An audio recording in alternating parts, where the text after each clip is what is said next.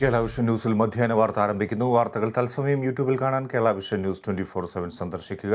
ഫേസ്ബുക്കിലും ഇൻസ്റ്റാഗ്രാമിലും ട്വിറ്ററിലും ഞങ്ങളെ ഫോളോ ചെയ്യാം. പ്രധാന വാർത്തകൾ.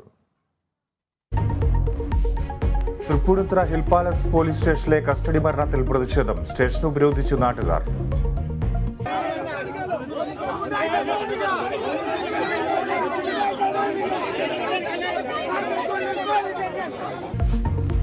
സംഭവം ജില്ലാ ക്രൈംബ്രാഞ്ച് ഡിവൈഎസ്പി അന്വേഷിക്കും.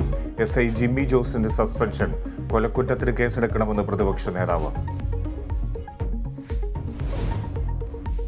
രാഹുൽ ഗാന്ധിയെ അയോഗ്യനാക്കിയതിനെതിരെ പ്രതിഷേധം തുടർന്ന് കോൺഗ്രസ്. രാജ്ഘട്ടിൽ സത്യാഗ്രഹം. അദാനിയുടെ പേര് പറയുമ്പോൾ വെപ്രാളം എന്തിനെന്ന് പ്രിയങ്ക ഗാന്ധി.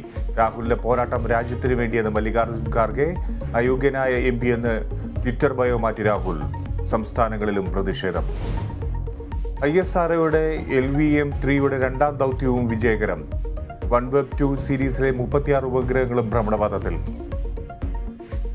3, 2, 1, 0 plus 5 seconds. വിക്ഷേപണം ശ്രീഹരിക്കോട്ടയിലെ സതീഷ് ധവാൻ സ്പേസ് സെന്ററിൽ നിന്നും.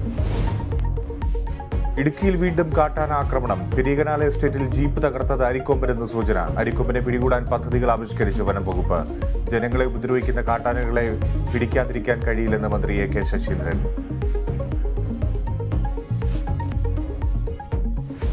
വനിതാ പ്രീമിയർ ലീഗിൽ ഇന്ന് കലാശപ്പോര്. ഡൽഹി ക്യാപിറ്റൽസും മുംബൈ ഇന്ത്യൻസും നേർക്കുനേർ. മത്സരം രാത്രി 7:30 മുംബൈ ബാബ്രോൺ സ്റ്റേഡിയത്തിൽ.